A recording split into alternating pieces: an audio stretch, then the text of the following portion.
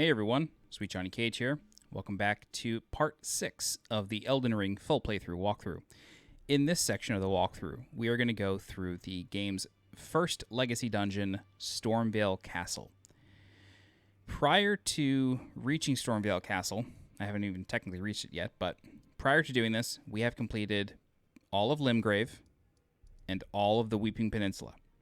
So, as a result, I am level 33 with 29 Vigor, 11 Mind, 14 Endurance, 12 Strength, 20 Dex, 9 Intelligence, 8 Faith, and 9 Arcane. And I am using a Uchigatana plus 5. I started as a Samurai, so that's my starting set. I have the Assassin's Crimson Dagger. I have 6 Flasks of Crimson Tears at plus 3. A Flask of Wondrous Physic, which I actually need to do something about.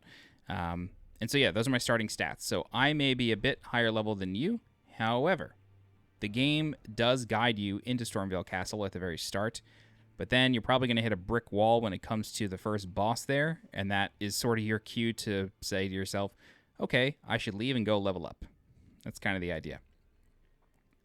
One very important thing is that there is a cave over here called Murkwater Cave. This is just coming out of Agheel Lake. Murkwater Cave has a vendor named Patches. He shows up as a boss, but if you fight him for long enough and drop his health low enough, he will give up, beg for mercy. If you choose to forgive him, he turns into a vendor. He will then sell you a very important item called Margit's Shackle. This can be used on the first boss of Stormveil Castle. So, if you haven't already fought Patches and turned him into a vendor, do so, and then you'll be able to use Margit's Shackle. Okay, so with all that said, we are ready to enter Stormveil Castle. I will say, it's a pretty cool dungeon, but the enemies here are quite tough. There's a lot to do here. There's a couple of mini-bosses, and there's a lot going on. But it's a good time. So starting from the shack, we can kind of just ignore these guys. And then what I recommend doing is not following the path. Instead, you want to come up here and kill the enemies lying in wait. The reason for this is because there is a ballista right at the gate of the castle. And this ballista, if you choose to take the road, is going to blast you to pieces. And so it's not advised... Oh, whoops. It is not advised to approach from the start.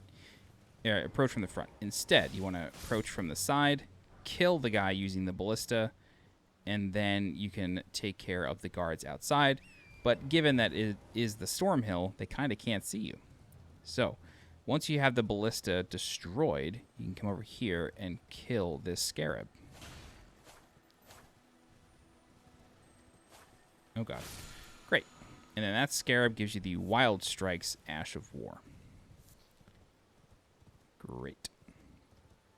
I will tell you that there is a way to completely skip Stormveil Castle if you like. You do not have to do this dungeon. The only requirements in Elden Ring, in terms of the legacy dungeons, which are the big major dungeons with story bosses at the end of them, the only requirement in Elden Ring is to do 2 of them. You can pick any 2, doesn't matter which 2.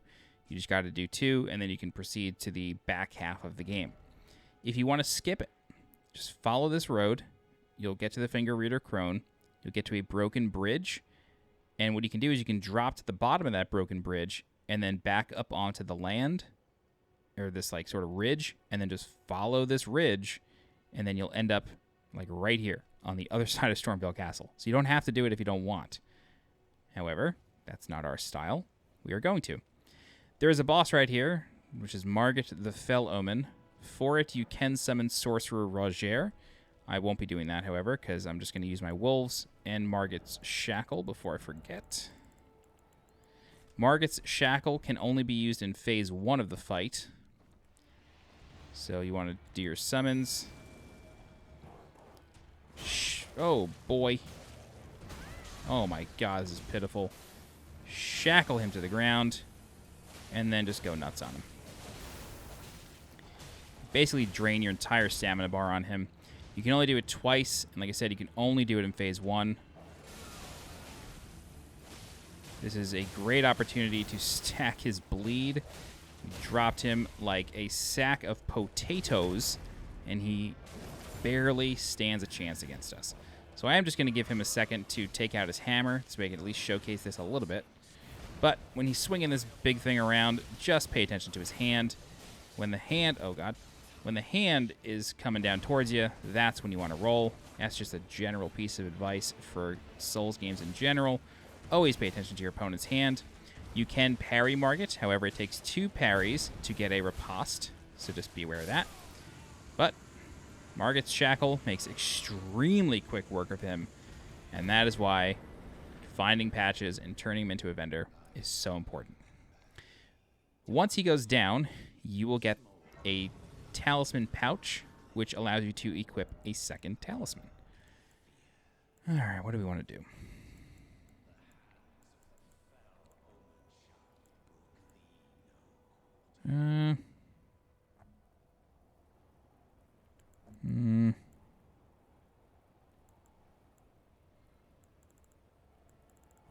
Let's go with the Blessed Dude Talisman for now. All right, don't forget to remove Margit's Shackle from your bar. Then you can rest, spend what you want to spend. Wow, cool. We're only a few hundred runes away. Wait, did I actually have enough runes to level again? I did. Cool. Actually, let me go 1 point into Arcane. Increase my bleed a little bit. Okay, cool. So, this shot right here, this is it. Stormveil Castle. I will never get tired of that shot, ever. We have a couple choices here. We have a gate that we can just go through, or we can take what I would call the intended path and go through a wall. So we will do that, but first I'm going to collect a couple of items real quick over here.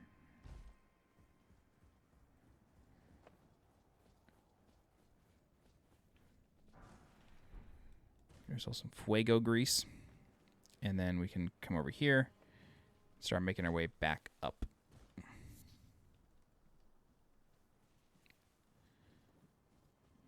Go through this hole. And this literally just brings us back to the ramp, or the staircase, up to the castle. Alrighty. Great.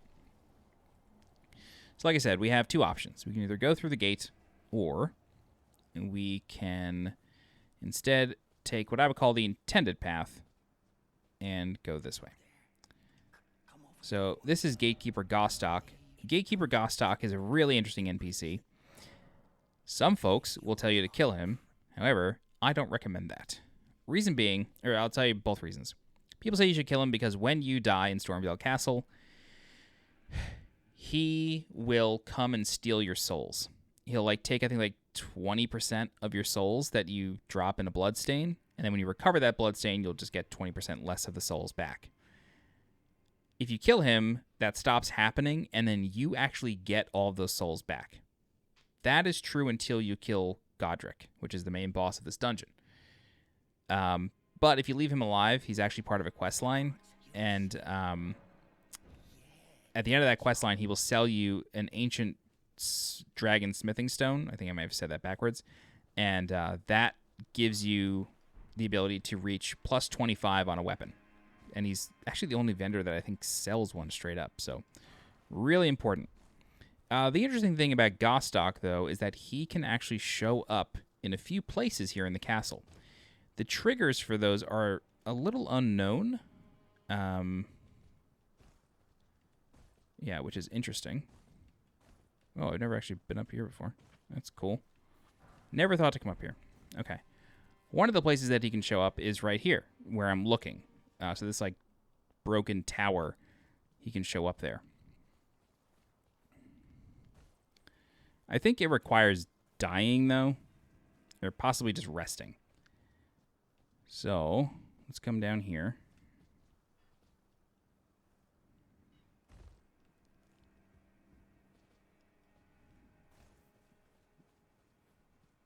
You do want to be careful when traversing this area.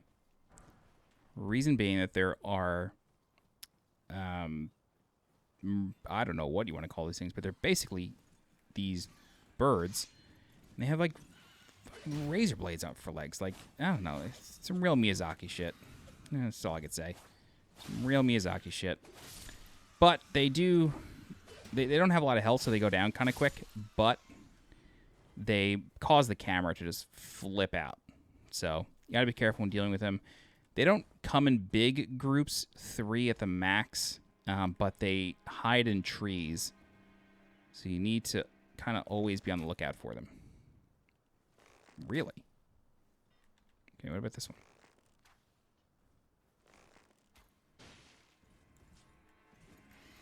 Whoa.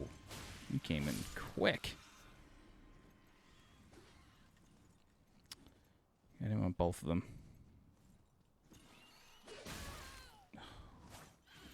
Okay.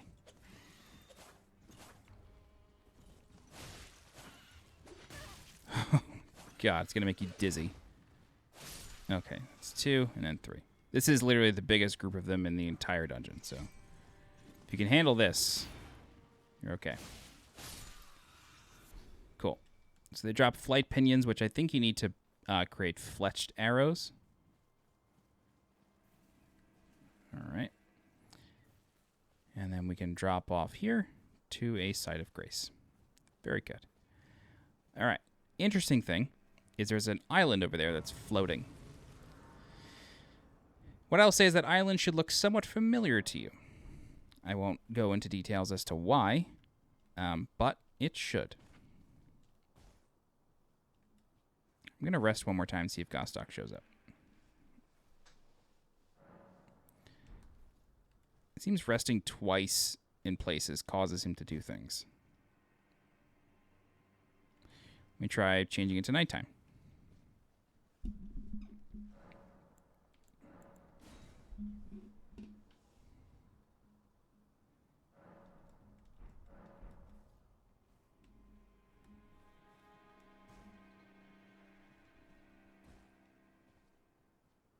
No. Try resting again at night. I've had him show up here a couple times. Just don't know what causes it. I'm wondering if you actually need to die. Oh, well. I'm not really concerned. He'll show up whether, you know, whenever he wants. It's not a big deal. I just think it's interesting. It's like a rare occurrence, it feels like, so I just like to showcase stuff like that. Ow. They do follow-ups. It'll always happen twice. I had a friend grind these guys for their armor for like 4 hours. I don't know what he was doing, but he did it. I'm just backtracking a second just to see if he shows up. No. Okay, whatever. Not concerned.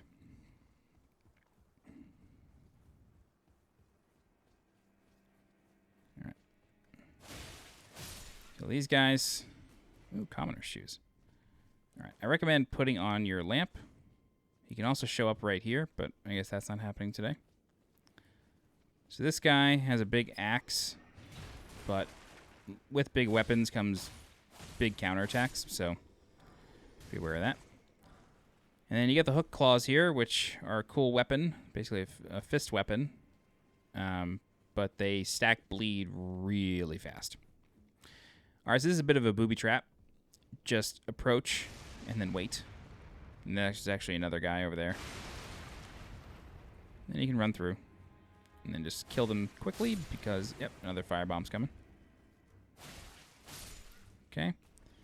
And then this door is locked, so we are going to get the key for that. Is there an item over here? There is. Throwing daggers, nice. All right, so we can pop out here. Actually, this guy's going to throw a pot, but we'll get him in a sec. We'll take care of that ass. Kill this guy. All right. Kill this guy. And then there's going to be somebody coming down the ladder, but you can actually punch him. And you will win this fight if you start first. See ya. So he'll actually, like, come back up.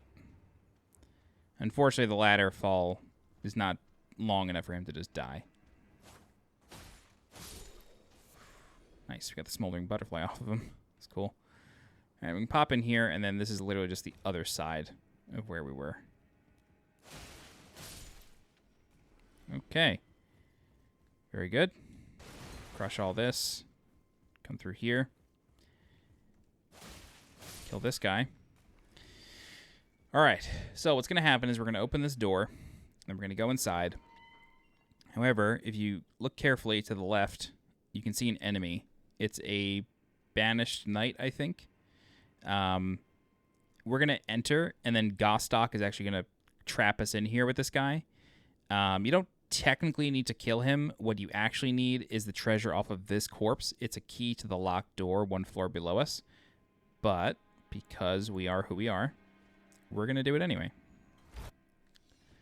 So the camera literally has you turned around, which is mean, but it's okay.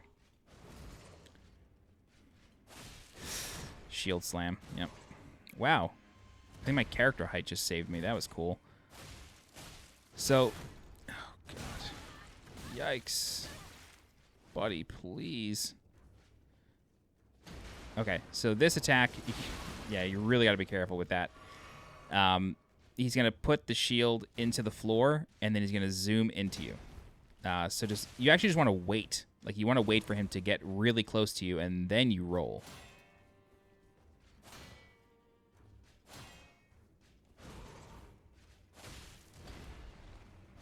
Ugh.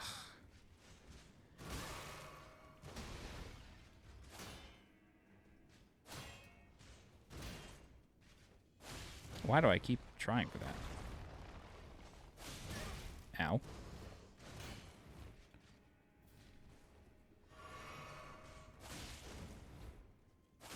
Ugh. If he does it close, then he has no reason to try to shield bash you, so you're okay. Anyway, you get the Banished Knight Greaves from him. I don't think that's a guaranteed drop, but I think you're going to get some piece of his armor. All right, you get the Rusty Key, which allows you to open that door. And this is a talisman in here, which is the Curved Sword Talisman, which I think increases damage on curved swords. Enhances guard counters. Okay. Sometimes they do exactly what they say they're like is in the name. Sometimes they don't. Alrighty. Cool. So now that we've done that, we can actually drop here. Okay. And then what I'm going to do before we completely move on. Okay, so Gostoc is not here. I want to see if he shows up outside. We didn't die, though, so I don't think he will. But there he is. Oh, my God. I guess maybe getting trapped in the room is what does it? Maybe? Maybe it's reaching the door. Maybe it's reaching that floor. The trigger is like, it could be one of like 5 different things. Anyway, we can come over here. And there is a hawk that's going to probably chase us up here. Yes. Okay. Then we can come around here and speak with Gostoc once more. You. Oh, great. Just please. All right, so he gives you a Grace Mimic. And then he says, you know, we got to get out of here. You don't want the guards to spot you, yada, yada, yada. You know, he's just trying to save face here. Interesting, though. Glad I got him to show up for you. Okay, don't rest, otherwise everything comes back to life and you don't want to have to deal with everything again. I'm glad I checked that out. Okay, so back inside, now we're going to use the key. Open the door and climb the ladder. And believe it or not, in the closed network test of the game, there was no burnished... Is it burnished or banished knight? I want to get this right. Banished, okay. There was no banished knight in that room. Instead, it was a grafted Scion, which was the first boss of this game. So you had to fight a grafted Scion in that very small room, and then you got the key, but then as soon as you approached this ladder and pressed triangle, it said, thank you for playing. So it was a huge tease that you see this ladder, and you couldn't do anything with it. But there was a way with a jailbroken PlayStation 4 to continue your playthrough and actually finish all of this dungeon. However, most enemies were not implemented at all. Whoops, that was embarrassing. Most of the enemies were not implemented. And for the sticklers out there, yes, there was a way to enable what we were calling retail mode, but still most of the enemies were not implemented. So it was a cool experience, though. It was a cool experience for sure. All right, go ahead and grab that, and then I'll show you how to get the other treasure. I'm going to jump over here. Come down here. There's a... There we go. Cool. Kill him. Ugh. There we go. Get some bolts. He's still there, I guess. Had I rested, he might have actually moved. And you get the brick hammer. Whoa! Forgot this guy was still alive. Alrighty. So now one final time, let's go up the ladder and then go along the, let's call it the critical path.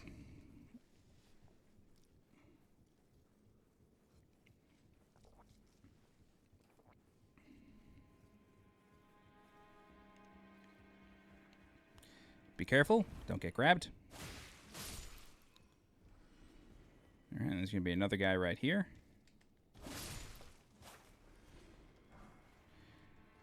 Guarding a silver pickled foul foot. And again, there is no spirit spring here. Don't believe that. No, there is not. Okay. There, you can jump off of that, but don't do it. Not from here. Anyway, again, this should look somewhat familiar to you. And this island was visible in the closed network test, and me and a friend were speculating for a long time about what could it all mean. All right, so we're actually going to do yet another loop. So grab the mushroom, and then what we'll actually do is I guess we should... it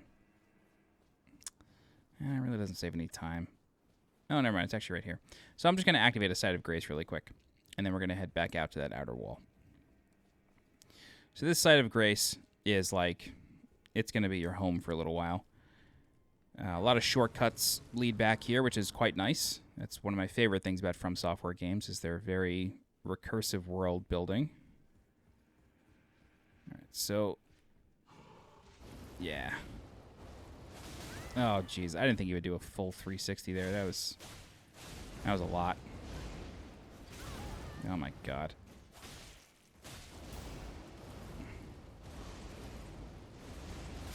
Oh, Jesus. Well, at least we activated the Side of Grace. I just wasn't expecting this guy to be, like, at the doorway. All good. It's all good in the hood. We died, like, literally right in front of the Side of Grace, so it's fine. And hey, the time of day is now daytime, so we can see things a little bit better.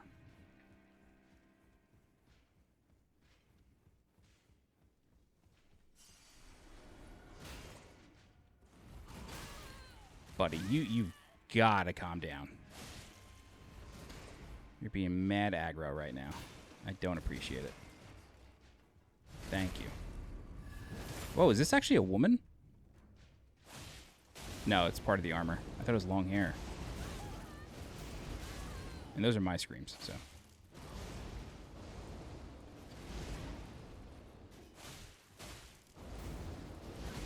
I'm dead again.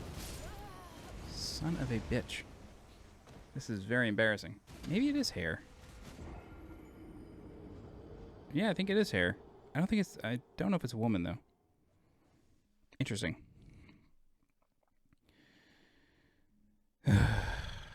Groan. The frustrating thing is that this is not a kill once enemy, so it's like, I don't have to kill this thing.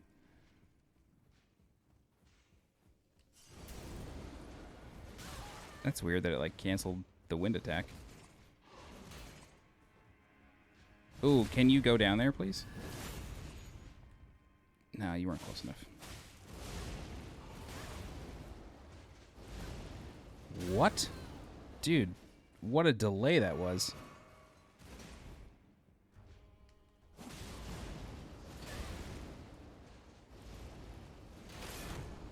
Oh my God, drink.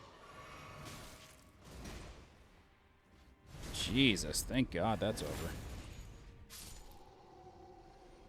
No, That sounded like the male voice. Okay, cool. So, like I said, we still have we have like another loop to do here. So we're going to drop off right here. And we're going to come around here and grab the item that was in this little alcove. Great, and that's an Arteria leaf. So I'm actually going to just warp back to the ramp. Oh, God, I hate it. Thank God. Warp back to the Rampart Tower. Okay. Great. So, we have a couple choices here.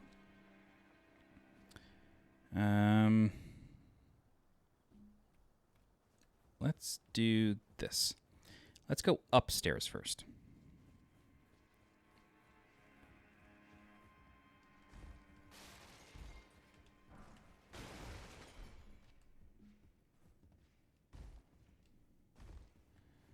We're going to go up to the roof.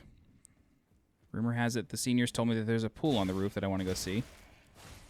So like the new kid in school, we're going to listen to him. All right, there is a crossbow archer there, but we can actually just do some cool...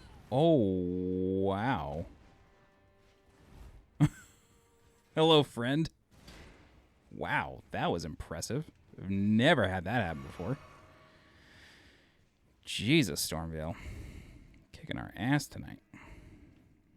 All right, try that again. Okay, well, at least I went in the right direction this time. Cool. All right, got a throwing dagger. All right. Cool. Let's go over here. And then we're going to explore the rooftop very briefly because we're actually going to get off the roof almost as quickly as we arrive.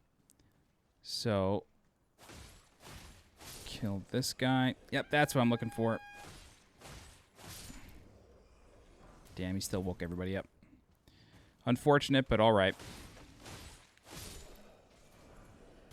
Exile. That's the set that my friend farmed for like hours. And he wore it for all of 30 minutes before changing. Yeah, weird friends. Okay. So, whenever you see these sandbags, that indicates that you're able to platform here. So, what we're going to do is we're going to come over here, and then we're going to jump over here. Come in here, drop, and then grab this item. And it is a stone sword key. Just below us, though, we have a crazy bird. And this bird not only has razor feet, but it can shoot fire out of its mouth for some crazy reason. More Miyazaki shit. Okay. All right. It has a lot more health, so it's going to take a few more hits than normal. And you can grab this, which is the dozing cross-legged emote. And then you can hop over here. And you actually have a number of choices as to what you want to do at this point. So you can drop over here and actually start getting into the castle interior or the exterior, depending on which way you go. But this is another platforming opportunity to come up here. Okay. And then I recommend just coming over here. If you approach at night, I think one of these guys is sleeping, which is helpful. Okay. Good enough.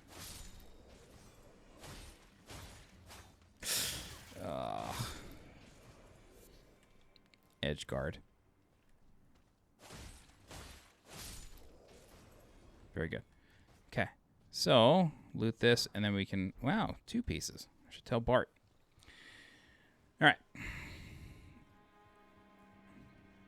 Climb this ladder, and then up top is going to be a bunch of birds. I actually recommend killing them because they do drop resources.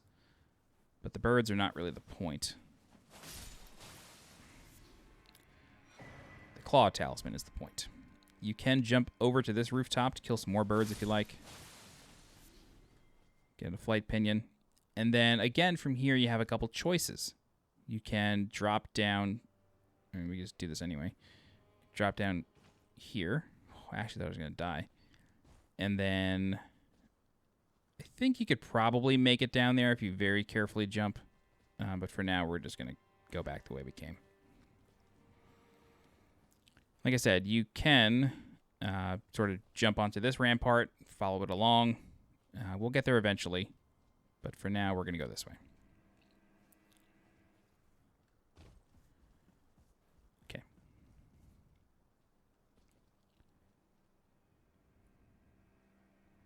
Looking for enemies. They're over there.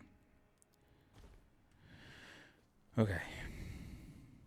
So I'm going to attempt this. I don't know how it's going to go. Okay, that's one. That's helpful. Backstab? Great. All right, we're off to a good start.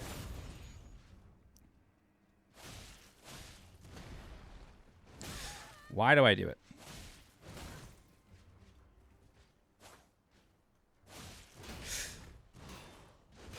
Oh, God. Yep.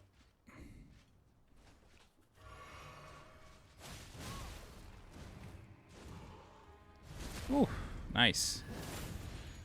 Made it out of that alive. Okay, cool. So what I'm actually going to do is I'm going to backtrack a little bit because I want to see something. This is the third place that Gatekeeper Gostoc can appear. I've never had him appear here. I only know of one person personally who has, and that is a YouTuber named Allison by Proxy.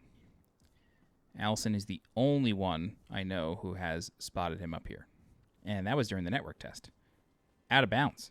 So, go figure. Okay, so what we're doing here is we're actually approaching backwards. So this is going to be interesting. Yep, hello. So, this guy can chuck a explosive barrel because, again, why not? This is a Miyazaki game after all. Oh my god. Okay, well, that was lucky. Cool. There's one more. Oh, I just realized I have fire arrows on me. I could have made this so much easier on myself. That's okay. Okay, great. So, believe it or not, we're back at the bonfire.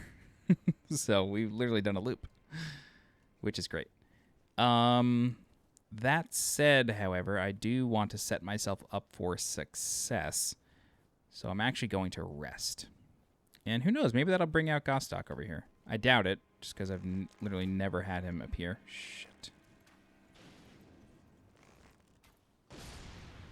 Nice. So, yeah, there's barrels over here that you can blow up. Couple level 2 smithing stones. All right, yeah, let's rest and see if Gostoc shows up. If not, it's not a big deal. I know that in all of the places, he will give you a Grace Mimic, but I think if he gives you a Grace Mimic once, that's it. Like, you don't ever see him again. Which is a bit of a bummer. Okay. Actually, let's do this. Let's change it to nighttime and rest twice and see what happens.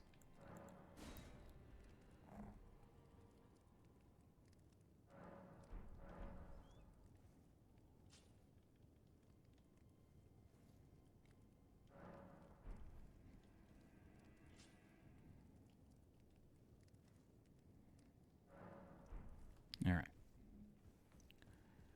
Anything? He should show up on the roof. No. Oh, well.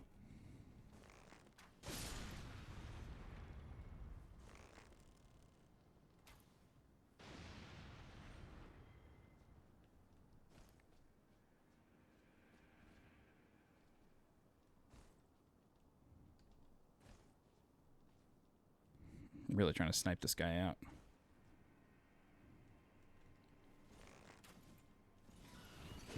Bad news.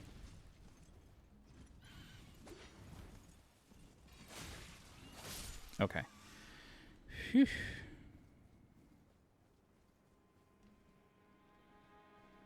Nothing. Yeah, I don't know. I don't know how to get him to show up. I don't know how to get him to show up there. Okay, so what we're going to do is we're actually going to jump here. And again, this island should look familiar. I'm going to say it every time. So just fall. And then I'm just going to check for items. Come over here. Walk along the ledge. Fall right here.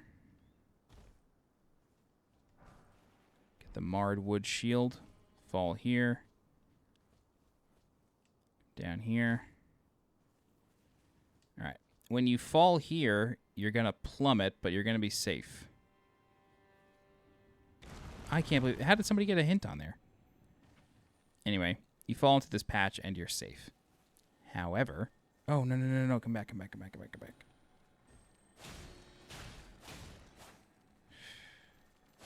All right. However, there is a Crucible Knight hunting. He's on the hunt. So what I recommend doing is fighting him here as best you can, but we can actually fight him elsewhere. So I'm gonna attempt to run. Hopefully he doesn't charge stab us. Is he coming? Yep, great. So kite him up here, and then you want to fight him in this room. You do want to be careful though, because this is an elevator shaft, so just be, mindful. Can you actually bring him in here? I've never, completely tried this. Yeah, get on the elevator, bro. See ya. Ha! Excellent. Easiest way to kill that guy. And you get aspects of the Crucible Horns. I have actually never tried that before. I've done that with a different enemy in another Legacy dungeon. So that was fun. Wow. Awesome. That was sick. I mean, it's the exact same fight as the one in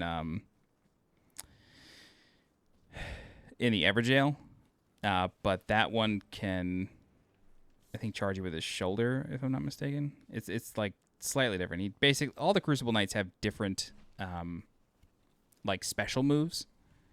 So, but I think that one is the tail one as well. So, go figure. Okay, well that was nice. So that elevator, believe it or not, leads right back to the bonfire. So I'm gonna take it to see if there's an item up here. I think there is. I see a glow. It looks like a player message. We'll check it out though.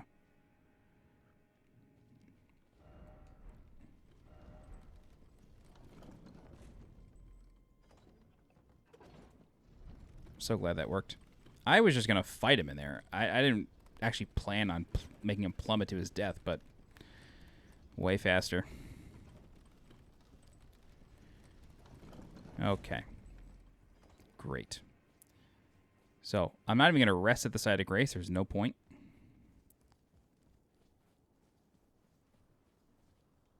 And now we are going to proceed along the path.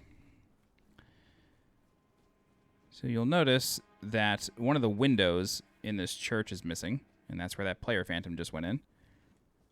So let's jump over here, grab this item, and then we can plop in, and you'll notice the sanctuary symbol appears, so you can't swing your weapon, and then you meet Sorcerer Rogier.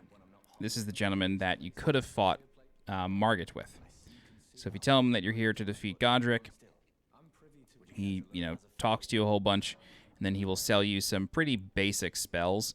You can go ahead and buy one. This will sort of unlock one more piece of dialogue from him. It tells you about, Glintstone Sorcery, Academy of Raya Lucaria. That's really it. You'll meet him again. He will go to Round Table Hold after you defeat Godrick. Okay. Cool. I know these guys are back, though. So that's unfortunate.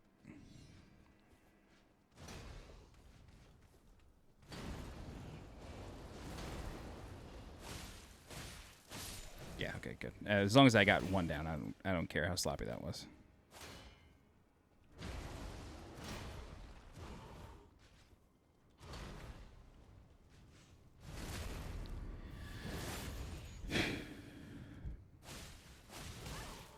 It's funny, all throughout the Weeping Peninsula, you feel so strong.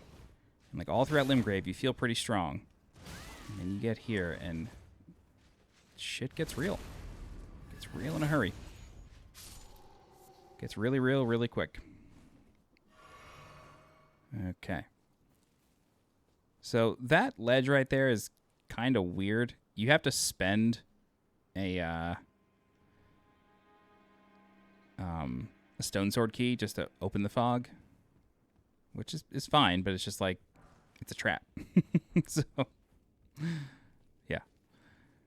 All right. So turn left here. There's going to be an enemy, and then if you look downstairs, you will see a grafted Scion down there. We will take care of him.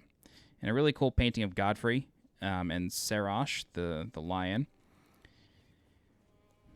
I have the issue of Edge magazine where they are on the cover, which is nice. Okay, so we have a couple choices. We can go in there and fight that Banished Knight, or we can come over here. All right, grab that. Oh, that was weird. The body bounced. Okay, you can sort of pop in this way and like surprise the knight, I guess, or you can climb this rope ladder.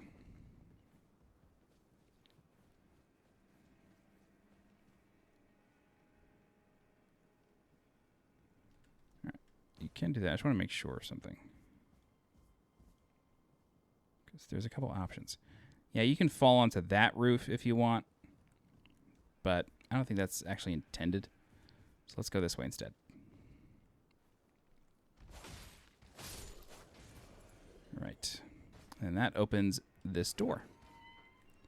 Which unfortunately is guarded, but it's no big deal. Ugh, how dare you. Nice.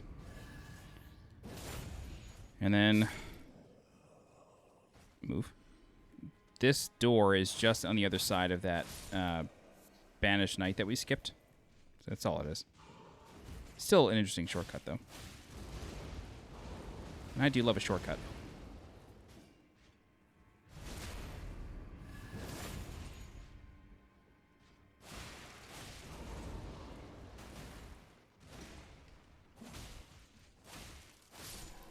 Cool. Don't forget about this chest up here on this altar. For the Mimic's Veil. I think the Mimic's Veil... Oops. Saw that guy through the menu. I believe the Mimic's Veil mimics you as... Yes, use FP to mimic yourself as other objects. Give yourself another stone sword key. Wow.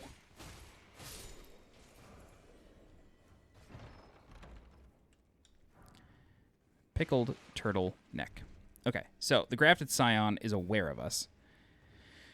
So what I'm going to recommend you do is this. We are going to jump, and then we're just going to run straight into this doorway. Reason we're going to do that is because there's an elevator waiting for us here. I'll give you one guess where this elevator goes. Right back to the site of grace. You'll love to see it. You absolutely love to see it. Is Gostoc there? No, he's not. I'm never, ever going to be able to see him. Maybe I just shouldn't have spoken to him when he was on that rampart and I would have seen him. I don't know. I don't get it. Oh, well. Anyway. So now we have the shortcut open, and it's very important that you do that because the Grafted Scion is a very tough enemy. It is a kill once enemy, which is nice, so you only have to worry about it the one time. And if you die to it, no big deal. You got the elevator right here. You just take it back down, retry. As always, I recommend sending the elevator back up once you're done. You really can't sneak up on this thing. Don't even try it. It has a ton of like extra attacks because it's obnoxious. It can bleed, which is nice. Just don't expend...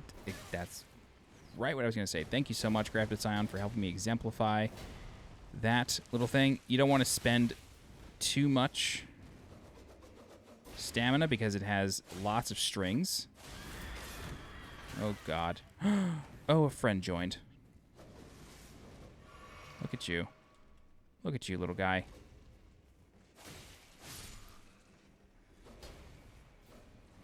Oh, wrong.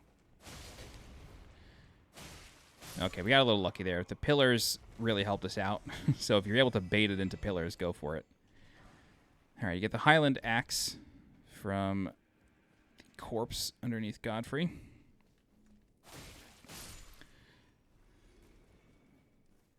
All right, get some Exalted Flesh. And now what we're going to do is we're going to come over here. And just to give you an idea of where we are, this is the painting of Godfrey, the cover of Edge magazine. And then we're going to go into the store. And there's a bunch of dogs in here. So you want to kill these dogs. There's a very important item here. Oh, come on.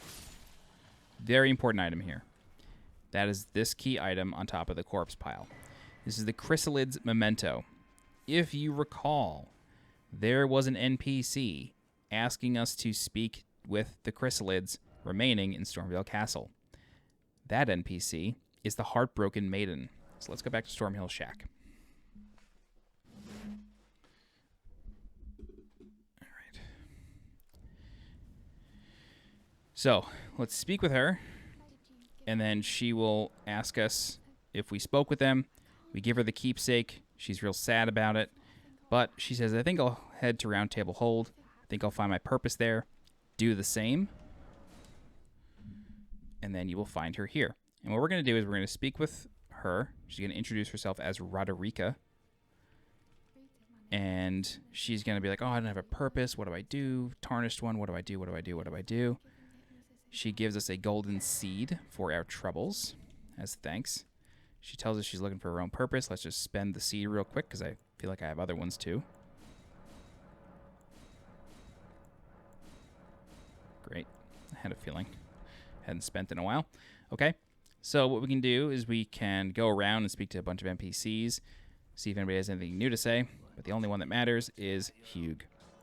So we speak to him about Roderika. He tells us that she has a gift for spirit tuning. We don't exactly know what that means just yet. But now let's go back to Roderika. Tell her what Hugh said. She says, I don't believe you, but maybe it's worth a shot. Yada, yada, yada. Go ahead and rest. Oh, maybe we have to speak with him one more time. It's a lot of back and forth between these two. It's kind of crazy. Yeah, okay, so now we ask him to train her. Would you watch over her? Blah, blah, blah. It's what she wants. He doesn't believe us because he's so crestfallen. He doesn't think anybody can love him. Real sad story. It's actually a great story. I like it a lot. I'm just messing around. Okay, so now she moves once you rest. And here she is. So, Roderika is now the Spirit Tuner, which means that she can level up summons, which is sick.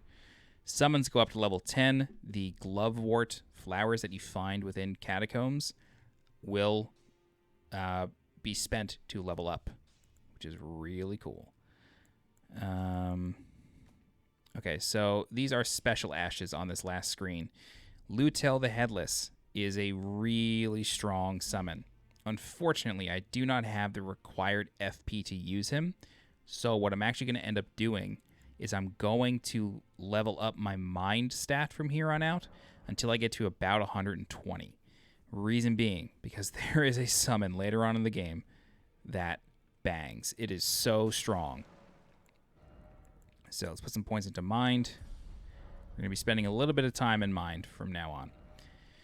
But once you have Roderika opened up, what I'll actually do is maybe we'll go level 2 wolves.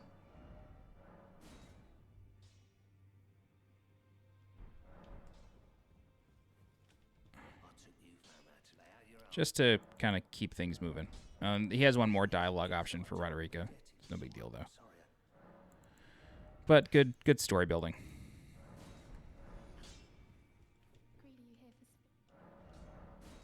Cool. Great. So, go back to Stormveil Castle, Rampart Tower. All right, so we're about, I'd say, halfway done with Stormveil Castle. It's a big dungeon. There's a lot to do. All right. I'll try to pick up the pace just because I don't want to keep this video too long, but I also want to do it in one part. I want this to be the Stormveil Castle walkthrough of my channel. Okay. So, We can come through here on this side, and then, sorry to make you dizzy, forgot about the statue. Get a level 2 Somber Smithing Stone, and then we can use a key. Oh, I see. There's a dagger in that one already. That's why it only costs 1. All right. Oh, my.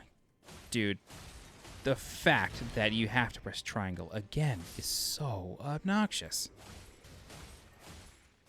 All right, that's that. Get the Iron Wet Blade, which allows you to put, what kind of infusions? Heavy, keen, or quality. Yeah, heavy, keen, or quality on your weapons. You get the Miséricorde and the Hawk Crest Wooden Shield. Miséricorde, I think you pronounce it. Oh, I guess you don't have to put another one here. That would have been silly. Okay, anyway. So that's it for that little armory there.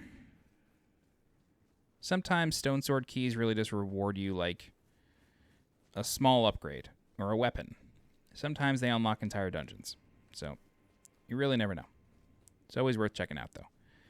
So we're going to come up here just to kill this guy. Although he's like literally doing nothing. But then we can grab this treasure over here. And where we are about to go is a little bit of a tricky place. It's a giant courtyard. And this courtyard is wild. So what I actually recommend doing is just booking it. Because we can actually approach these guys from the rear. Because there is another site of grace just through here. Alright. So you're going to have a dog chasing you, so you're likely going to be able to light it, but not rest at it. Oh, man, I called it. That's okay. It's really fine. So unfortunately, this is not a kill once enemy right here, which is sad, but true. Can I rest at it now? Oh, look at that. All right, cool. So this room frustrates me. It frustrates me. You can activate this elevator already. Like, it doesn't make any sense why you can activate that elevator. I'm not going to, because I just refuse to do it. What we're going to do instead is we're going to come over here. Wow, he just started. This guy sucks. Punch. Yep. So, you may be wondering to yourself, hey, there's one of those statues over there. How do I break it and get the materials out? Do I use this guy? The answer is no. Believe it or not, there is a giant waiting for us here in Stormveil Castle that we can kite over here to break it for us. Yikes. All right. He's ugly. So yeah, there's a giant that we can kite over here to break it for us. For now, however, we're going to pop into here and grab ourselves a painting. This is the Prophecy Painting. The solution to this painting is right here at the Church Pilgrimage.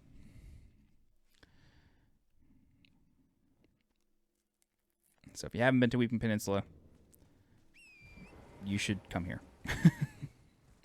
But it's literally right out front. It's over here. It's like right along this cliff.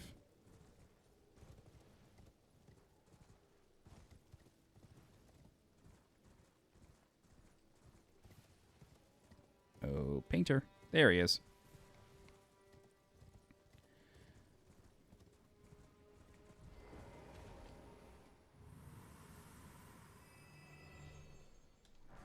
Get the Warhawk ashes. All right. Go back to the Liftside chamber. And then if it's still nighttime, actually, I'm going to set it to morning just because this place gets really dark. Oh, I was at morning. Okay.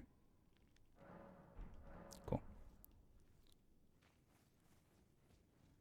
All right. So the big guy is back, which is unfortunate. So what we're going to do instead is we're going to come this way. Sadly, we have a couple of these Stormhawk razor blade psychos. So you want to be real careful with them. Wow, that was very clean.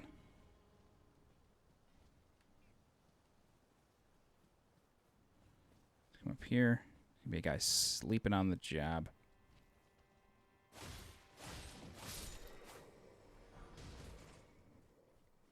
I actually forgot a treasure over here.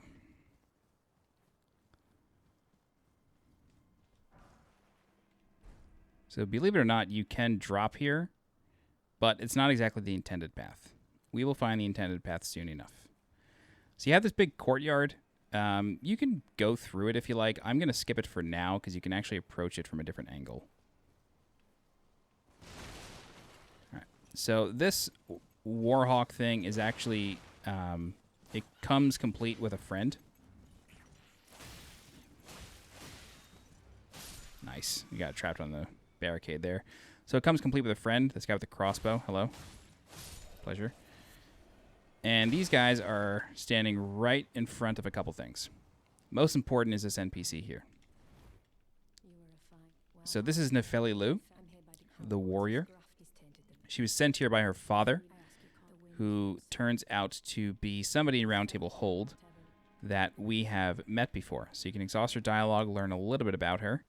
And you can come over here, get yourself a seed and a Trina's Lily, and surprise, there's a giant. So what we're going to do is as this guy wakes up, we're going to kill that one, kill this one, and then kite this guy to the courtyard. Because he's going to break open that statue for us. But, you know, just be careful.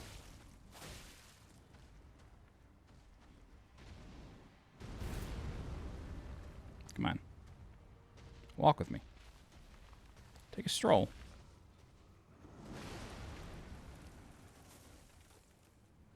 You do want to be, like, aware of your surroundings because you can end up getting stuck on barricades and stuff.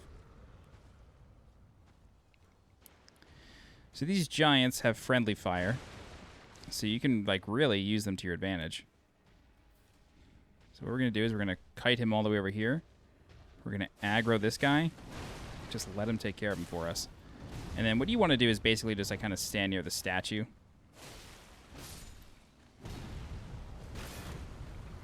He'll break it for you. Okay, so it's broken. But I want him to kill this fell twin guy. So he will never...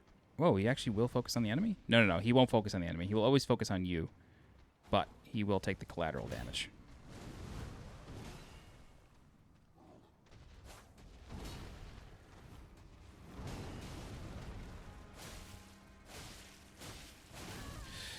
Ow. Oh, God. Cool.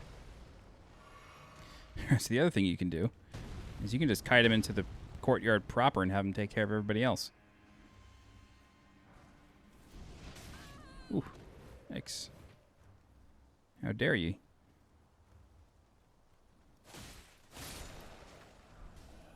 Oh, is he leaving? Buddy.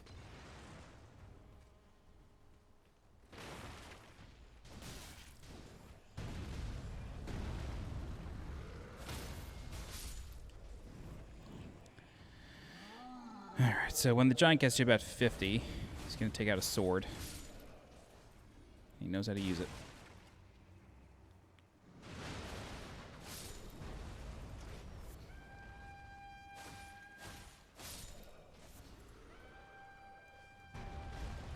Yeah, go forth.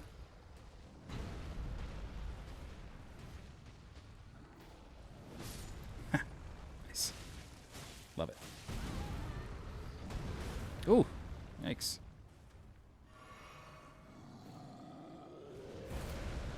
So, if you manage to hit these guys in the face, it'll blind them, and then they kind of get staggered for a moment, which is helpful.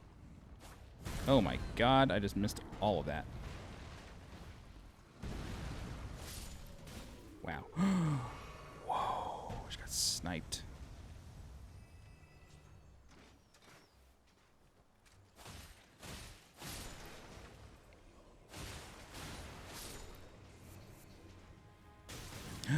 Oh no.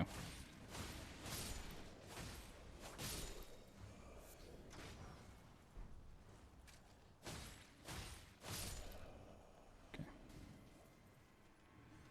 planned to approach this from the other side. Didn't really work out, but that's quite all right.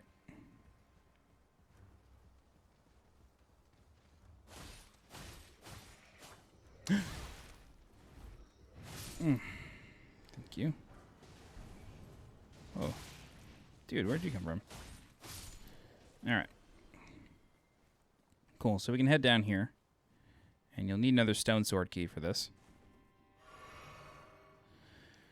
There's a lot of rats in this room. Oh boy.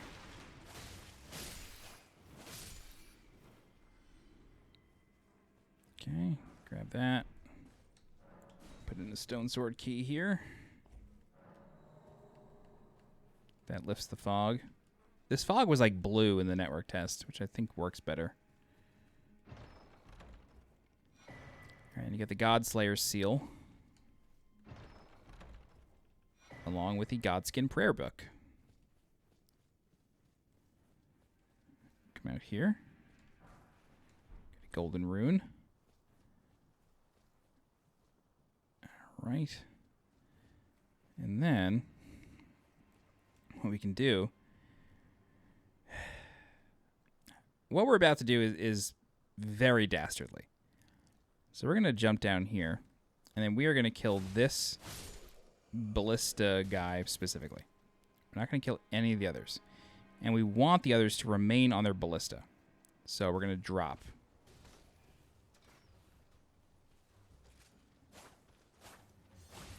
Oh, God, this is bad. Alright. So I'm very specifically, like, I'm angling myself in here very, very purposefully. Jesus. I'm trying not to go too far.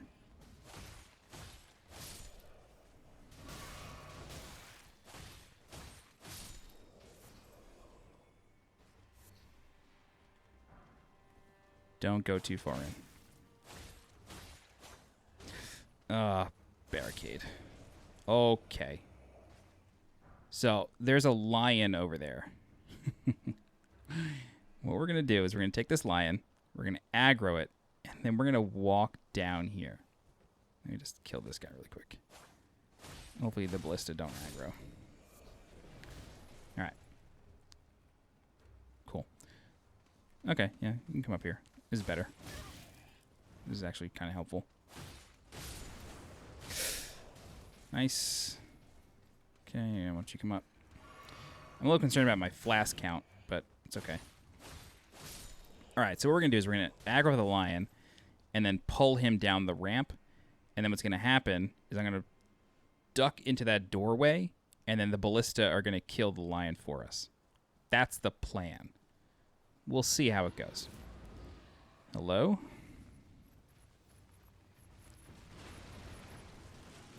This is going well. Yep.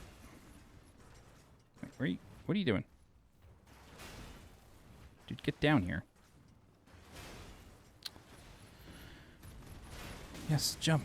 Come on. Let's go. Get with it.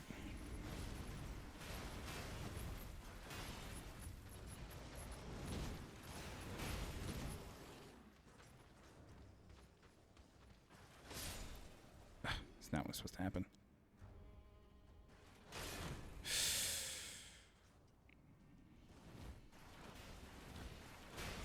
Alright, maybe he's not going to come to the door, but he'll definitely come down the ramp. Yep, you just want to keep him in front of you and then in front of the ballista, and they'll do the work for you. Just like that.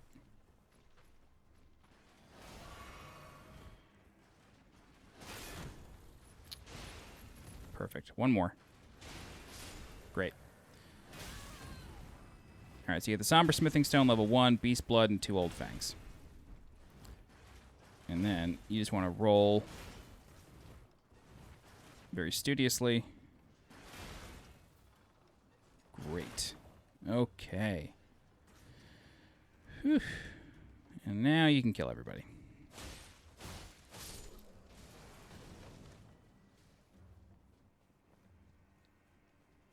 Where'd that guy go?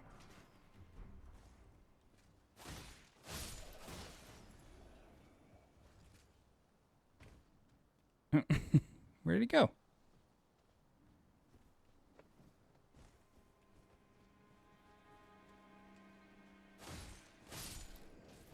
Is that him?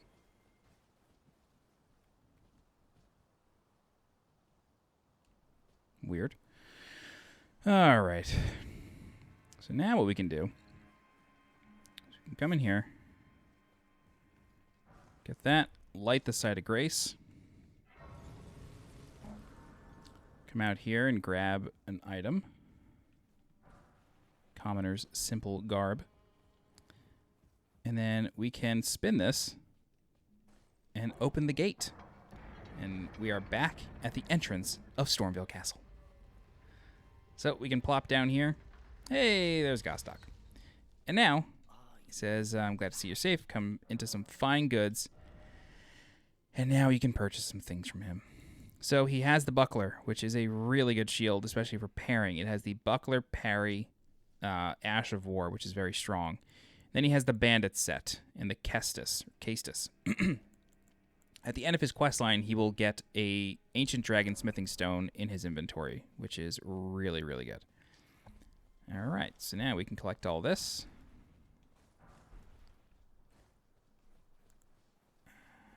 And then what I'm going to do is I'm going to light a Site of Grace over here that the lion was kind of guarding. But we're not really going to do much with it. We can't until we kill the boss. All right, this really looks like a lift to me.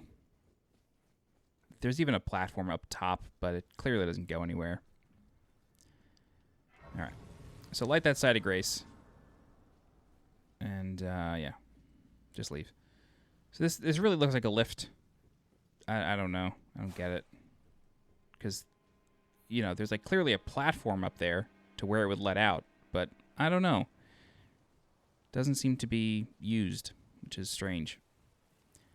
All right, so we got a couple of these guys. Oh, God.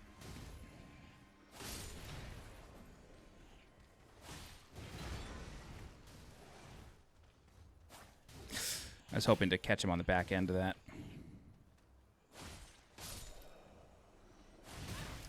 Wow. Okay. Thank you. All right, so coming in here, this is risky. There's this guy up here who, if you have a bow and arrow, try your best to shoot him.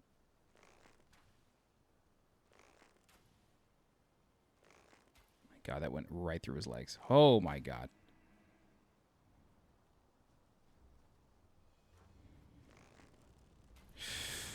Forgot about that one.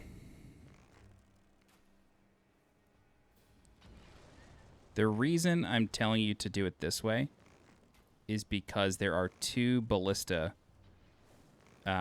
firers. It's not the correct term. In this little area.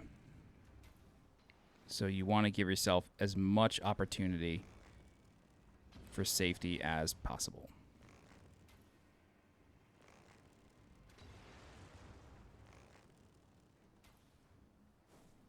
Nice. Okay, that worked out well. All right, so the first ballista is up here. The second one is over here. Yeah, he already sees me. That sucks. All right, let's try it out.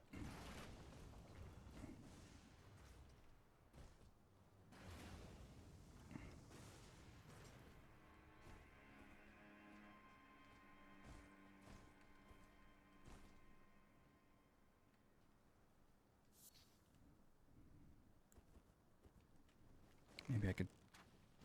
Oh, I think this is actually doable. Nice.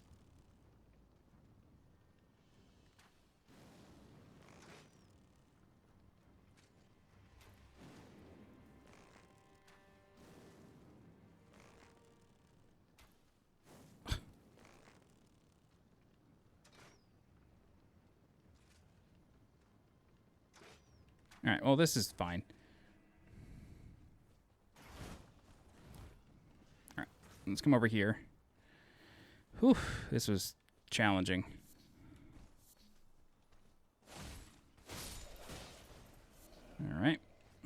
Get that. Oh, almost slipped. Torch pole? I don't think I've ever gotten that. What the hell is a torch pole?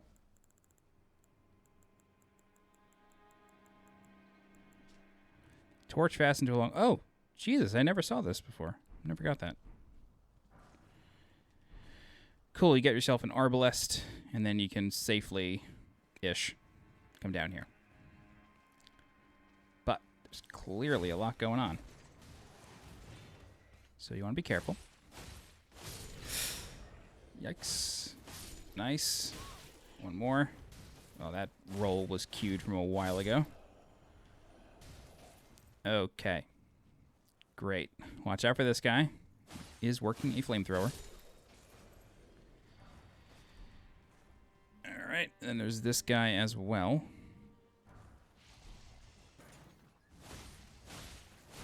And then, hey, look where you are. You're back in your favorite courtyard with all your friends. What a thrill. Love this game. Okay. So there's one little Rampart thing that we haven't explored yet. Come in here. Grab this. The wooden great shield. And there's a corpse. Excuse me. Stacked here. Great. And then there's this. Okay. So, wow, we have done so much. There's still a little bit more to do before we fight the boss. We have to explore the rooftops, and then we also need to explore the underground. I don't know what I was thinking when I started recording this at 2:30 in the morning. It's 3:36. All right, get those. And then there's a boss fog here, but we're not ready for it just yet. And the reason that I waited to rest is because there's a site of grace right here. They're all over the place. All right. Go ahead and rest and refill your stuff. Level up.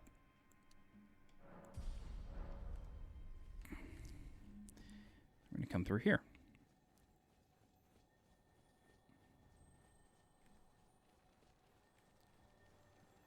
All right, don't go too deep into that little section.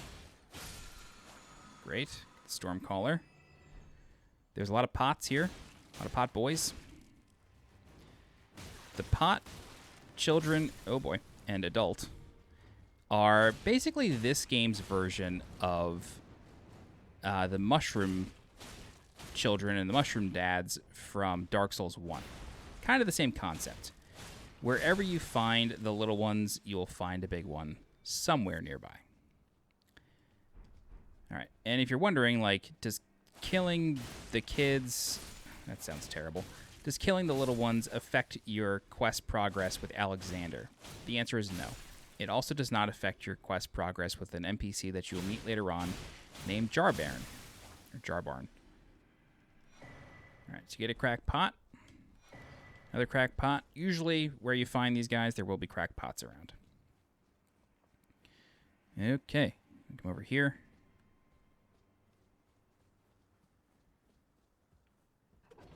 An elevator. I'm going to light my lamp just because it's a little easier to see. And oh my god, look where we are. We're at this bonfire, right? Like, why would they allow you to use this elevator if it's a shortcut? I get that it would skip the giant, but like, come on, man. Why make us skip the giant in the first place? It just doesn't make any sense. I don't like it. Anywho. Okay. So, it seems like that's kind of it, right? Not the case. Instead, we're going to come here. And then we're going to jump up here. And then follow this along. Jump over here. Great. And then we will find a bird and a knight. So I highly recommend rushing the bird.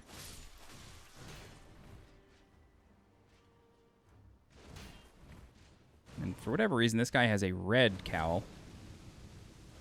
Even though he also seems to be a banished knight. And, you know, he's got dragon abilities, because why not? He can breathe fire. He's got those incantation abilities.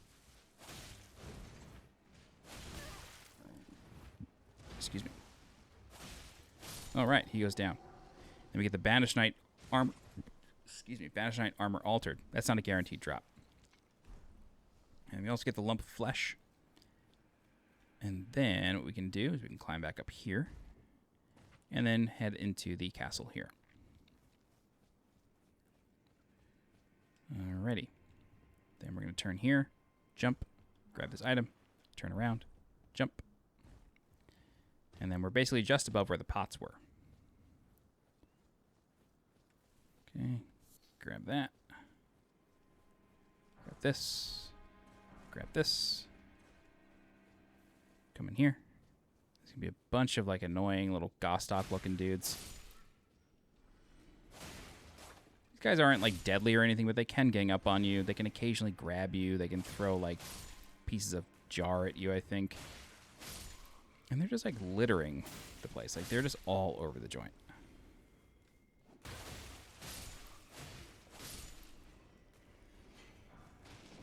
The what? Oh, hello. The Manor Tower shield there.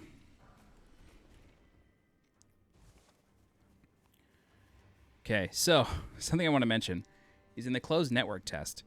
If you came here, obviously out of bounds, you weren't really meant to be here. This developer hint, which is actually left by Rogier, was here. But if you interacted with it, it would crash the game. So a lot of folks thought that it would be, myself included, thought that it would be a teleport that would send you somewhere. Unfortunately, that is not the case. What is that? I think I know what this is.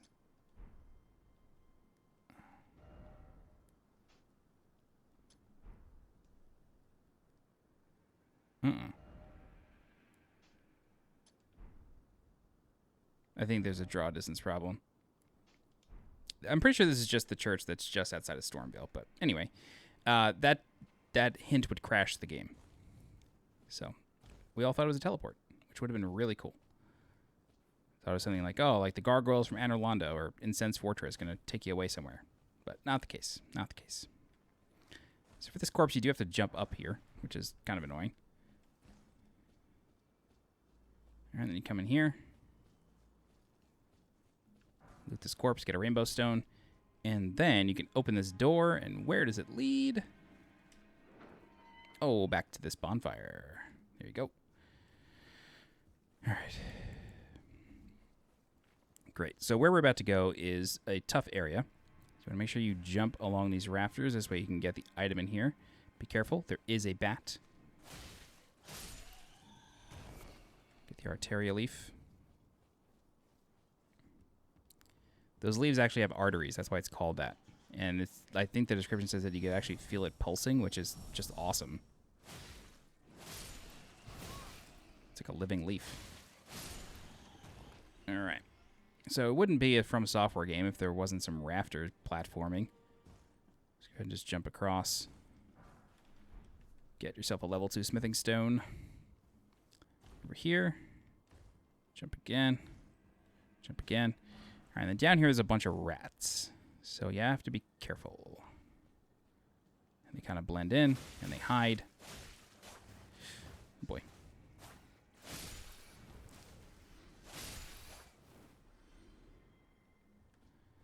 All right. There's going to be a big mother rat here.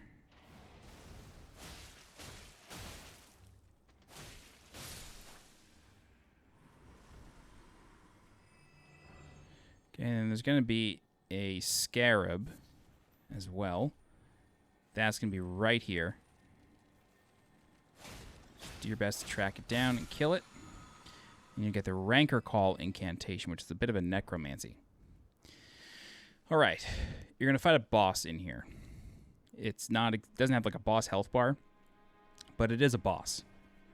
You don't have to kill it, but not killing it's probably not a good idea. And you can't summon. So I recommend just leaving the treasure. Don't worry about it right now. Oh, please. This is an ulcerated tree spirit. These guys are a camera's worst nightmare. I am not joking.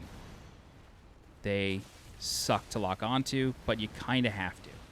Otherwise, you will just lose track of them, just like the camera does.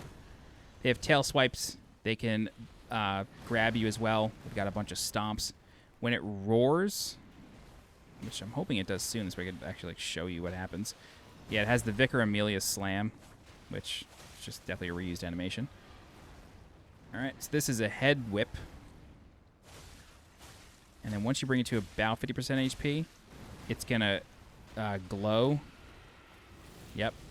And then fire is going to shoot up from the ground. It happens in set locations. It's not just like a big AoE.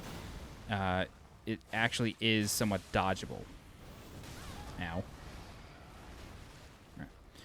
When it roars, it still hasn't done it. That's a grab right there. You got to be careful of that.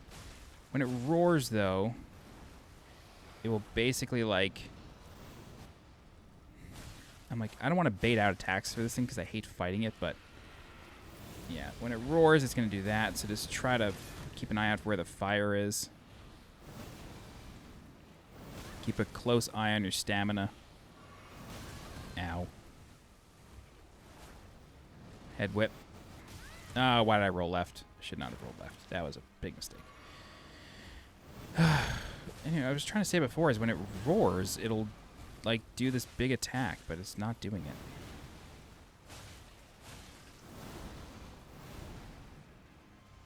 Just gonna go up to full health. Just want to be safe. This is a tail whip. I just want it to roar, man. That's all I want. Because when it roars, it does this big flashy attack that... Oh, well, it's not going to do it. It does a big flashy attack that is actually very easy to avoid. But unfortunately, I couldn't showcase it there. We'll get plenty more attempts to showcase Ulcerated Tree Spirits. There's actually one at the very beginning of the game that we haven't done yet. Get a Stone Sword key, daggers, all sorts of stuff. And if you come in here, you'll find whatever the hell this thing is. There are theories that this may or may not be Godwyn. And because Godwyn did not die properly, he became the Prince of Death, which is why you typically find things marked the Prince of Death around these things. It bleeds if you hit it, which is very freaky. There's hints up here. And there is a very, very specific bloodstain right here. This bloodstain will appear even if you're playing offline. This is the bloodstain of Sorcerer Rogier. For some reason, Sorcerer Rogier dies of instant death here. Unclear why, because there doesn't seem to be a way for you to also die of instant death here. At least, not that I'm aware of. However, if you were to go back to Round Table Hold, you will find Sorcerer Rogier there, and he will be sort of like sitting in a chair, and his legs will kind of have something growing out of him. So he's like very obviously died of instant death. Okay, so you can climb the Snake Eater ladder if you like, and this is going to bring us back into the castle interior. What a thrill. Snake Eater. Not for honor, but for you. Okay. Come on. There we go. Great job. Okay, and then we drop out right here. And we are back in the dining room. Great job. So what I want to do now is do the final section, which is the rooftop. However, between you and me, I kind of forget how to get there. Oh no, I remember. Never mind. All good.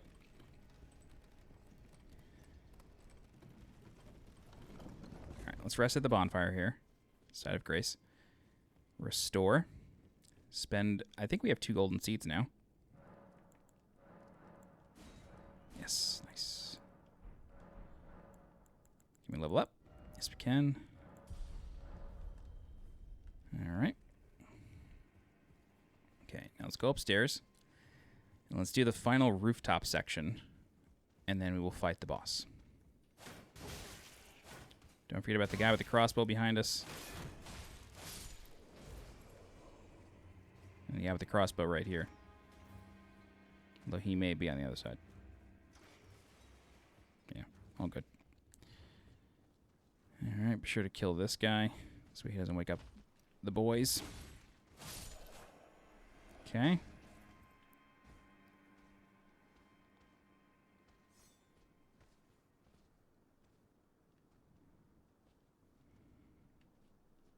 I don't know what that item is.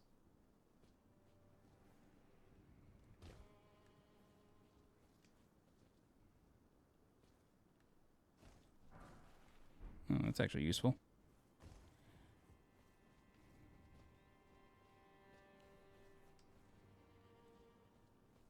Nice. Okay. So, instead of going that way back to where Rogier first started, we're going to go this way. And we're going to drop onto these ramparts. Oh my God, I'm getting tired. I've actually been tired. So, glad this place is relatively easy for me. Alright. Kill the Banished Knight. God, I can't believe the damage output from these guys. It's remarkable.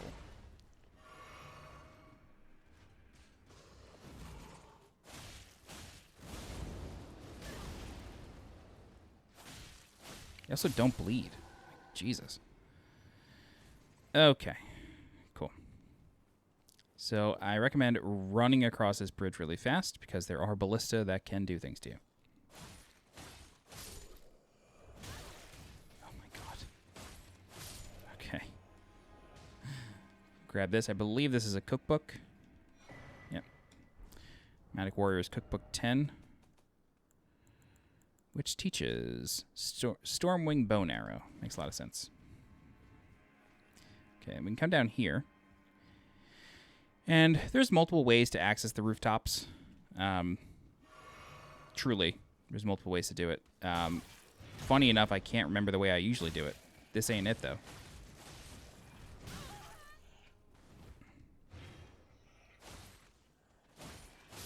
There we go. I was trying to line them up.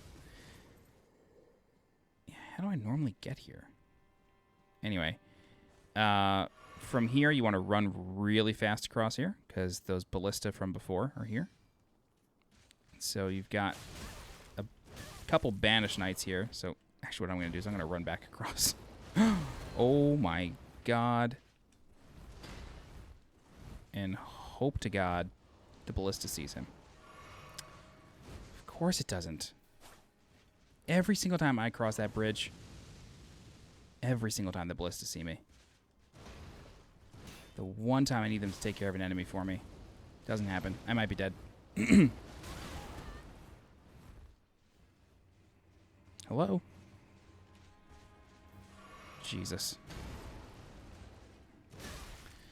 Alright, this sucks. This sucks.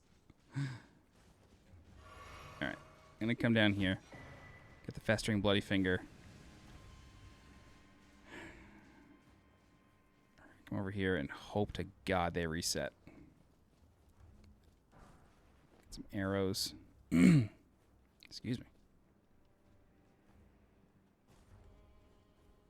Oh, it's through the cellar. That's how I usually get here. Okay. We used a stone sword key there before. Alright, hopefully they've reset.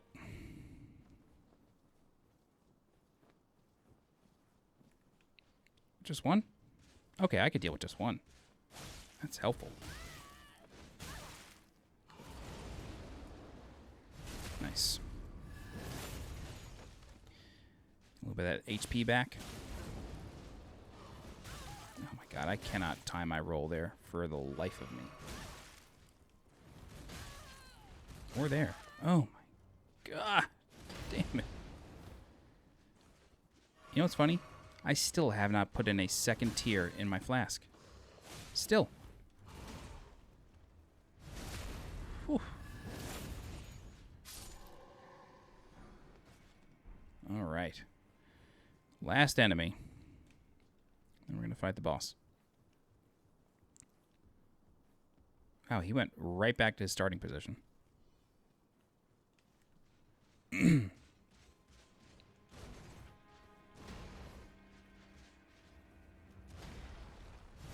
I love the fact that you can run while targeting enemies in this game. It's... I wouldn't say it's broken. It's just helpful. I couldn't tell if he was going to do the full animation or if he was going to cut it short because I was close. I just couldn't tell.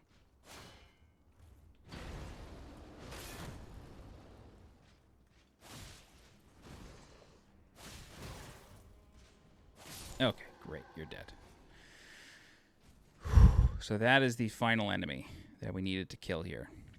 Which means it is now time to fight Godrick the Golden, the demigod of Stormveil Castle. All right. So let's talk about Godrick. Godrick is a proper two-phase fight. What I mean by that is that when you get him down to 50% HP, he is going to have a cutscene where he does something and then transforms a little bit. I'll try to explain the fight as I go. He just has like a lot of long swinging moves. He has a big combo that hits 5 times, so you need to make sure you dodge 5 times before you go in for a counterattack. When he starts sort of summoning wind, what's going to happen there is one of 2 things. He's either going to do what the exiled soldiers do, and that is sort of like throw gusts of wind at you. He'll do that 3 times, and they actually curve, sort of like bowling balls. So those will curve 3 times. Just dodge those, no big deal. The other attack he can do after he summons the wind is he can roll around and do a big jumping attack. That's actually what you want to see because that is so punishable, it's not even funny. In Phase 2, he gets... actually, I should talk about the earthquakes. So, the earthquakes can be jumped. However, I just recommend getting out of the way. He's going to do the earthquake when you hear him laugh, and then he's going to stick an axe straight into the ground. When he does that, an earthquake's going to happen. You can do it a couple times in a row. He'll like stick the axe in the ground and then drive it even further. The earthquake will happen again. In Phase 3, basically everything also does fire damage, and he has a dragon for a left hand, which breathes fire. One very important thing is that as soon as Phase 2 starts, the second that cutscene ends, you want to rush him and get behind the head of the dragon because you can just deal a bunch of damage to him. And then everything else is basically the same, but the earthquakes are a lot bigger, and you just got to watch out for sort of like stray fire damage. If you like, you can summon Nepehli Loux, Warrior, for this fight. She will help you. Not necessary. Even for her questline, you do not need to summon her. All right. Hello, Godrick. I'm just going to skip the cutscene. Then I'm going to hold off on my wolf summon until Phase 2. Oh, God. I hate fighting this guy at night.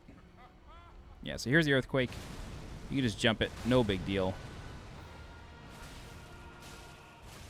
All right. Here comes the wind. What's he going to do? Hey, okay, so like a bowling ball. 1, 2. Oh, it's actually only 2. I thought it was 3. Whoops, wrong button. I didn't mean to do that.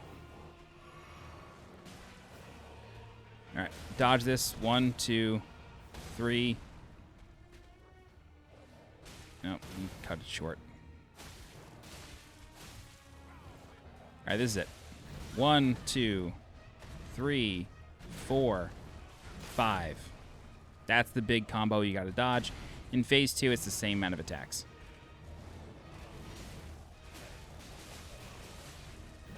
That was hard to look at. That animation was weird. All right, so here comes the wind. What's he going to do? Going to roll around, big jumping attack, extremely punishable. Just look out for his weapon hand. And once that drops, he's good to go. So when he's doing this, he has super armor. Can't really do much about it. Just wait, and the cutscene will trigger. And like I said, you want to run behind the dragon head immediately. This way you can get some good damage on him. Sounds like a dog died. Yep, only have 1 lone wolf left. All right. So, yep, he can breathe fire straight into the ground. Just that's sort of his way of getting you off of him. Then he will follow that up. He can now grab you when you hear the dragon roar. Just watch out for the snap of the hand, because he's going to try to grab you. Whoa. That was cool. Ugh. I'm trying to be fancy. Yeah, I want to kill with a jumping attack. That's Godrick. He can be tough. No joke. He can be really, really tough. yeah, I was honestly able to pressure him really well there, and he wasn't able to do a ton. So that's good, but also didn't really help that much, I don't think. I'll link my Godrick guide in the description below, and I go through all of his moves. But that's Godrick, and when you kill him, you get your first Great Rune. Very important to read this message. It says, the Great Runes you receive by defeating Shard Bearers have lost their beneficial power. However, their power can be restored at Divine Towers throughout the lands between. See the description of each Great Rune to discover which Divine Tower you should visit. Okay, so Godrick's Great Rune. Go to your key items and look for Godrick's Great Rune. But it says it's devoid of any benediction.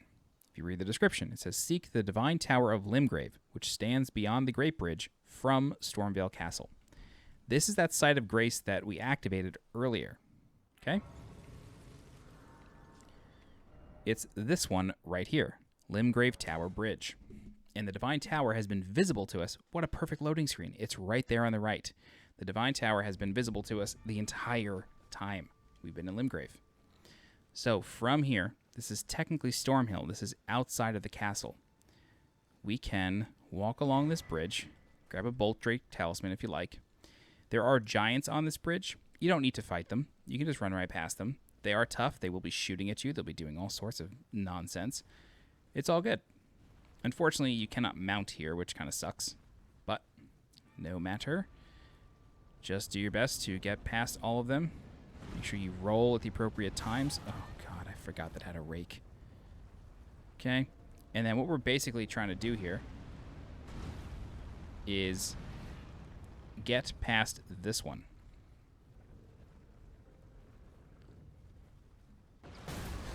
Oh, my God, I was looking at his hand. And you can see, if you look closely, there's a teleporter behind him. That teleporter is our ticket. Manage your stamina accordingly, and then get to the teleporter. And then you'll travel directly to the other side of the bridge.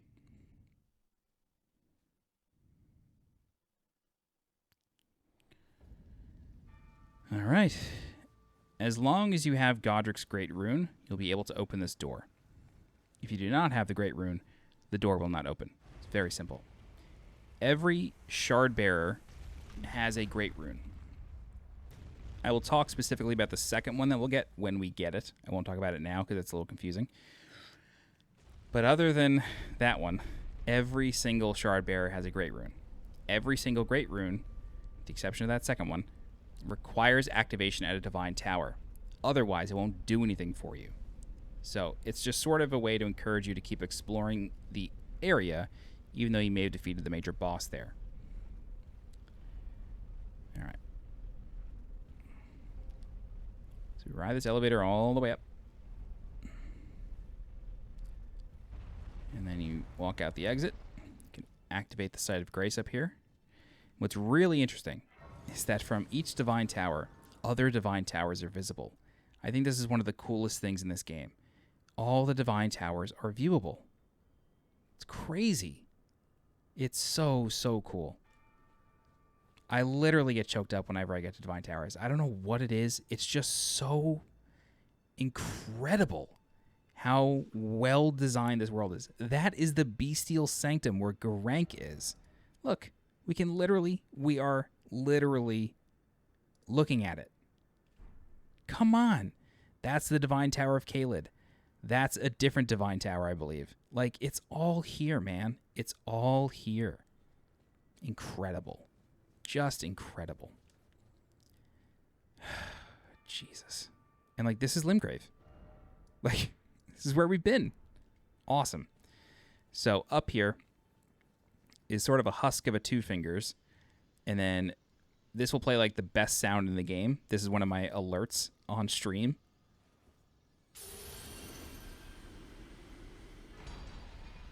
And the Great Rune has been restored. So, with that, we are now able to equip Great Runes at Sites of Grace. What this does for us is we've kind of like unlocked the game's humanity system, if you will. So if you go to the Great Rune menu, it says, with the Great Rune menu, you can equip Great Runes that have had their power restored. You can use a Rune Arc to give even greater benefits to your equipped Great Runes. So, if let's just like look at our attributes really quick, right? So we have 994 HP, 81 FP, right? Let's go ahead and equip Godrick's Great Rune. This says it raises all attributes. Maybe it's the...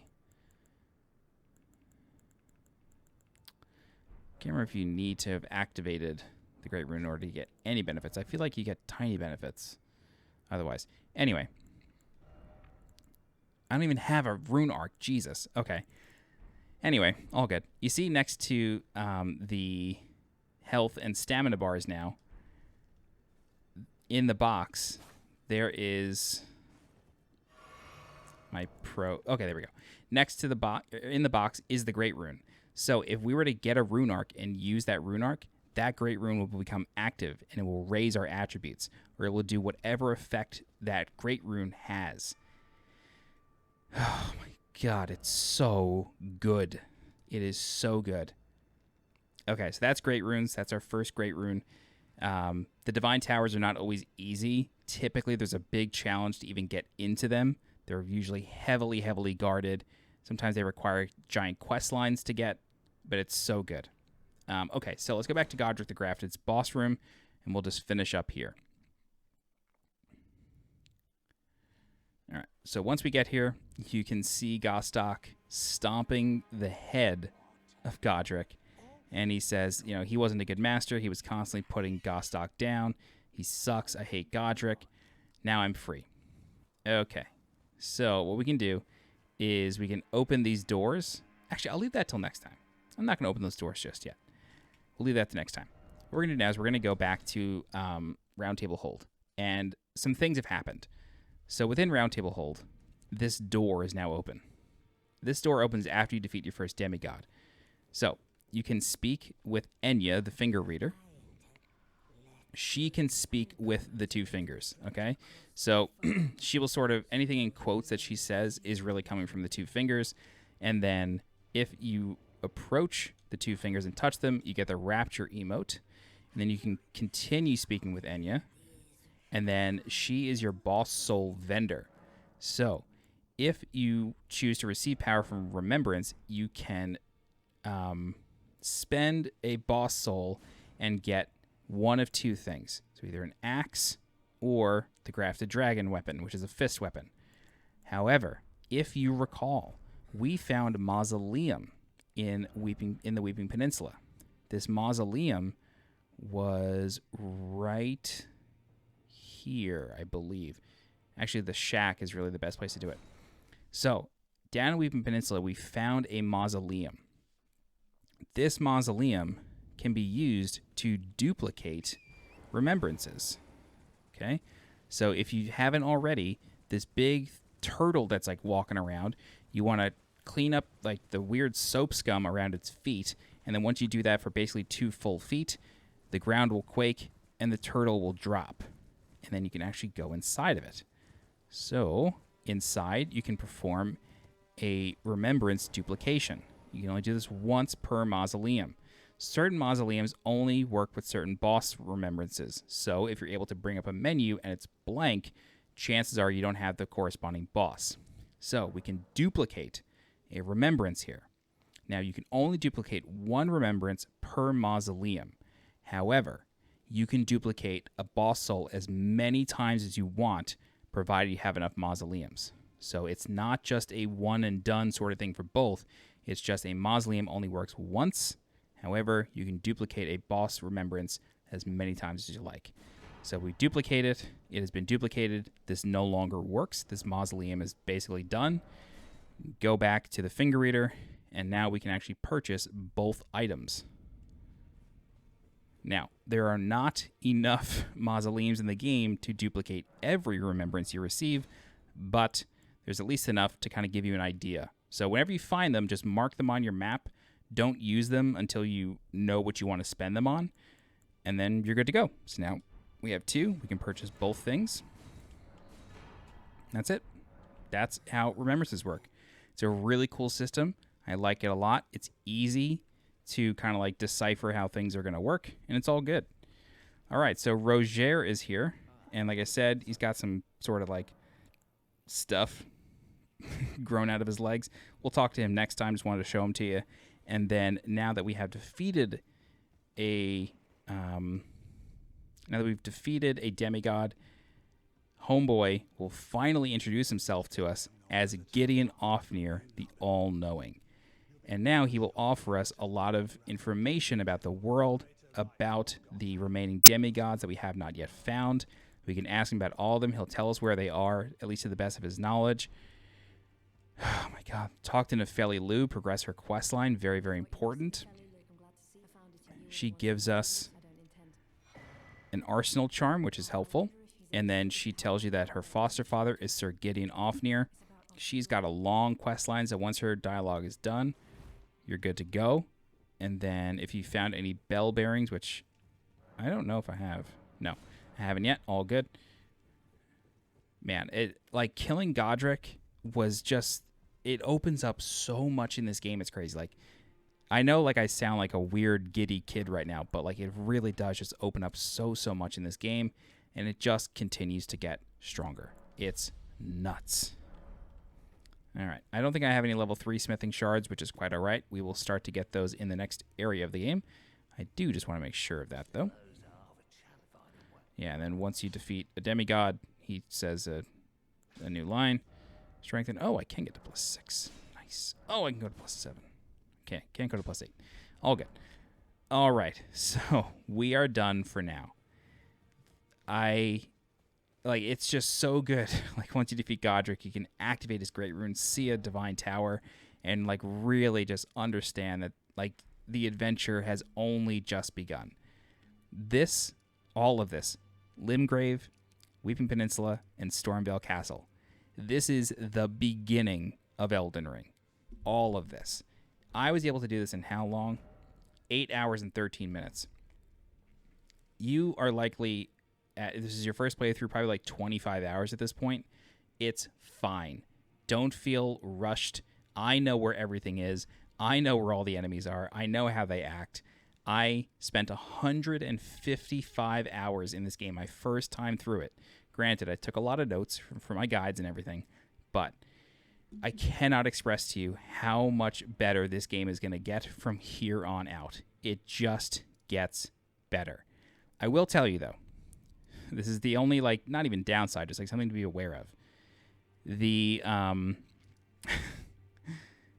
There will not be as many caves, catacombs, mines, and ruins, I guess. You know, those like side dungeons. There will not be as many packed into one area as there was in Limgrave and Weeping Peninsula. They really sort of like shove them in here to give you a lot of opportunities to upgrade and whatnot. They will sort of get less and less as time goes on. But the areas get cooler and cooler. It's like a trade-off. But yeah, this is just the beginning of the game. It's only the beginning. I did mention that there is a way to skip Stormveil. So I'm going to show that to you now. This is really quick. We're just gonna show you the path. So what you want to do is you want to go to Stormhill Shack. You can really kind of start this from anywhere. But from here, you want to get on top of Torrent. And then you're going to follow this road. And then do what you want with those guys. And then instead of like following the road all the way, you're going to deviate right here. Okay. And then you're going to come across a broken bridge. All right, and on this broken bridge is going to be an NPC named a Finger Reader Crone. The Finger Reader Crones basically just give you like contextual hints for the world. You don't ever have to speak to them. All right, on the other end of this bridge, you'll get an item, which is the Nomadic Warrior's Cookbook number 7. And this teaches us soft cottons, stanching, boluses, and rainbow stone arrow. Okay? And it looks like there's nowhere to go because the bridge is broken, but you can actually just come down here. And then you can come up here. And then you can follow this little cutaway. Just, you know, hit triangle every now and again. This way you can pick up your resources.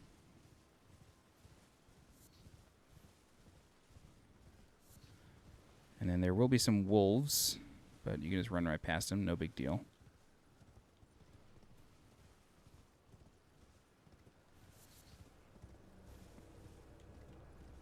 Okay.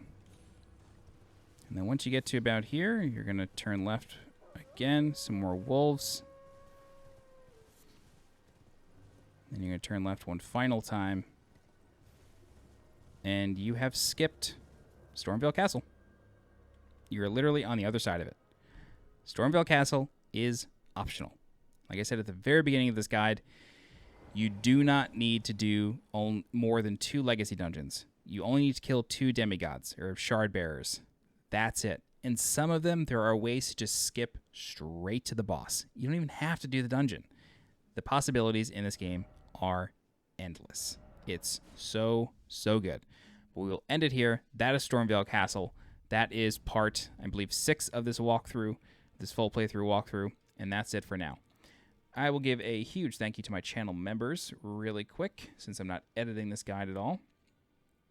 All right, we have John Aldridge, Tammy Skinner, Hector J. Estrada, Joe Saunders, Daniel Cockriel, Brian Brubaker, Spencer Young, Charles Jan, Phoenix Loader, The One and Only Me 123, Joshua S., Dan Al, Tiptoe Water 12, Jude Lazowski, B-Tide, The Old One, and Good Luck. Thank you to my channel members for the continued support.